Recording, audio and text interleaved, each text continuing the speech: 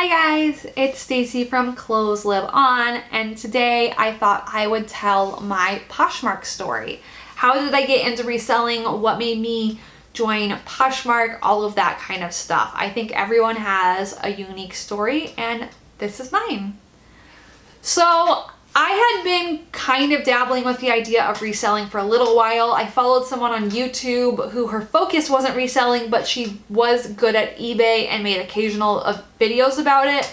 So I had seen those and it did interest me some, but I never fully got into reselling or at all. I never actually went and bought inventory or anything like that. But I knew what it was since I did follow someone who did it. And then in March of 2017, I found out that I was being laid off from my job as a nanny. So I was a full-time nanny for a little girl, and she was going to be going to preschool full-time, so they didn't need a nanny anymore. And honestly, this was devastating for me.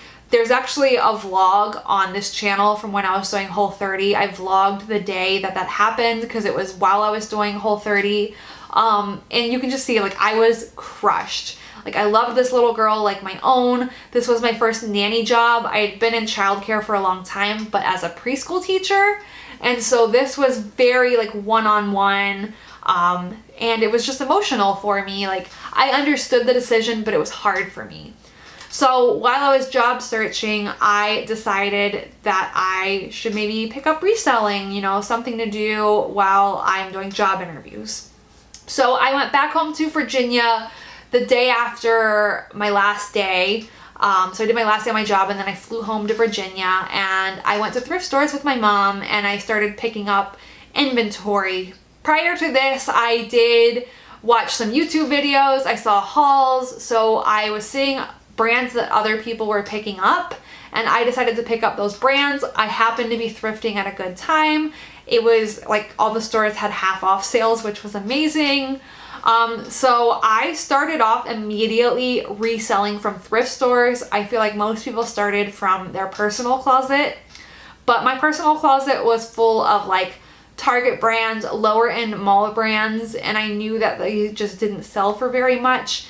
And I'm a kind of person who wears my stuff until it's not wearable anymore. It's really badly stained or it has holes in it or stuff like that. I basically wear it until it has to be thrown out. So my personal closet wasn't the best place for me to sell from. So I started thrifting to resell.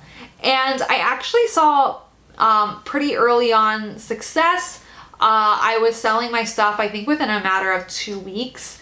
Now, granted, I didn't fully understand looking up comps and things like that. So my stuff was selling for really low price points, but I was making profit. So that was really exciting to me. It didn't matter that it was low profit. I just couldn't believe that you could actually find clothes at the thrift store and then make money off of that by selling it online. It just blew my mind.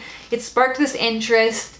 And within this time, I did find a new nanny job. Like I said, I was doing interviews while I was just starting out reselling.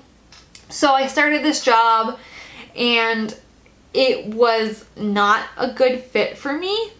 So I ended up getting fired from that job 2 weeks later. It was a stay-at-home mom and I think our personalities just didn't work the best and she was hypercritical, which is really hard for me.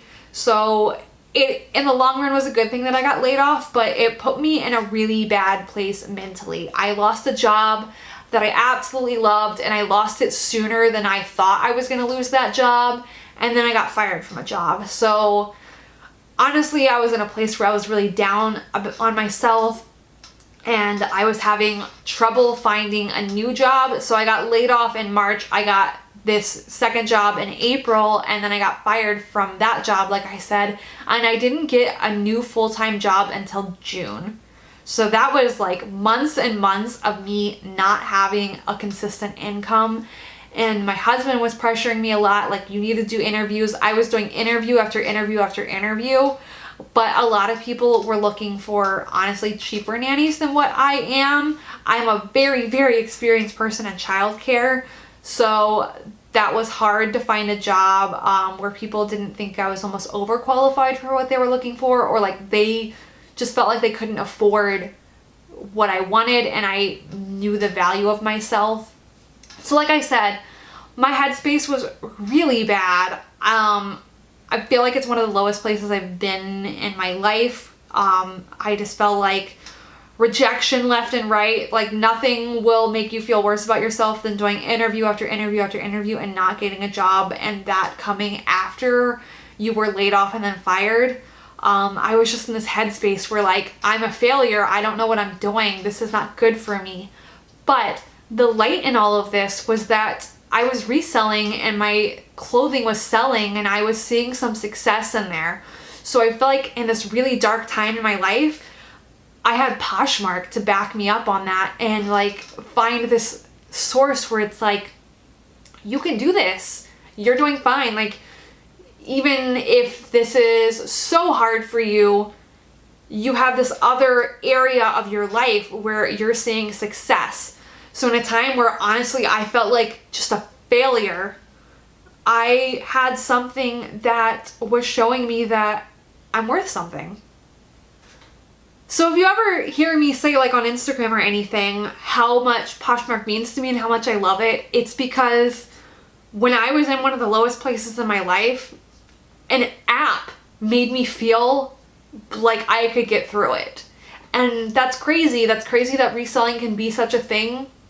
But I tried this new journey where I easily could have failed. I could have seen very little success in reselling clothes online, but I wasn't. I was being successful. I started off small and I've definitely grown from there. But like I said, I was just in such a low place, and this app that I was seeing myself actually succeed in, I was getting like some host picks too, which back then to me was a big deal. I don't think it's a big deal anymore. But like I said, it brought me light and joy and satisfaction and success at a time when I needed it more than anything. So that's pretty much my Poshmark story. After that, I went to my first Posh Fest in 2017. It was in Chicago, which is where I live. So that was actually really easy. I didn't have to travel. That was also life-changing. I made lifelong friends there. I had a blast. It just made me want to go harder in the business. I learn every day while I resell. I learn every day from other resellers. And I feel like I keep growing in the community. I keep finding new connections in the community, and that is so meaningful to me. I went to Posh Fest 2018 in Dallas, and again, I had a blast. And I honestly feel like my life is forever changed and made better because of Poshmark and reselling. And I'm so thankful for that. I never forget to be thankful for that. Like, I work really hard. I understand that a lot of this is me, but this platform brought me things I didn't even imagine. I paid off my student loans with the money I made from reselling.